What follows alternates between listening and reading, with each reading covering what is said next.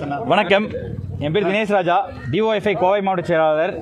மே 5ஆம் தேதி உச்சநீதிமன்றத்தில் போலி சான்றிதழ்கள் வழக்கு நடந்துட்டு இருக்கும்பொழுது தலைமை நீதிபதி சூரியகாந்தி அவர்கள் பார்த்தீங்கன்னா இளைஞர்கள் வேலை இல்லாமல் இருக்கிறது காரணமாக சோசியல் மீடியாவில் கரப்பாம்பூச்சிகள் மாதிரி, ஒட்டுண்ணிகள் மாதிரி ஆர்டிஐ அதே மாதிரி சோசியல் மீடியா வேலை செஞ்சுருக்காங்கன்னு சொல்லிட்டு ஒட்டுமொத்த இளைஞர்களையும் அவர்கள் அவதூறாக பேசியிருக்காரு. அதை வாலிபர் சங்கம் சார்பாக வன்மையாக நாங்கள் கண்டிக்கிறோம்.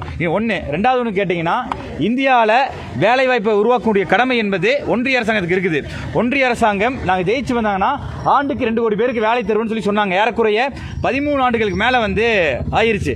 இப்போ வரைக்கும் நரேந்திர மோடி அரசாங்கம் படித்த பட்டதாரிகளுக்கு வேலைவாய்ப்பு உருவாக்க கிடையாது. அப்படி இருக்கும்போது பட்சத்தில் உச்சநீதிமன்றம் அரசை கண்டிக்காம, படித்த வேலைவாய்ப்பு உருவாக்காத அரசை கண்டிக்காம படித்து பட்டதாரியான இளைஞர்களை கண்டிக்கிறது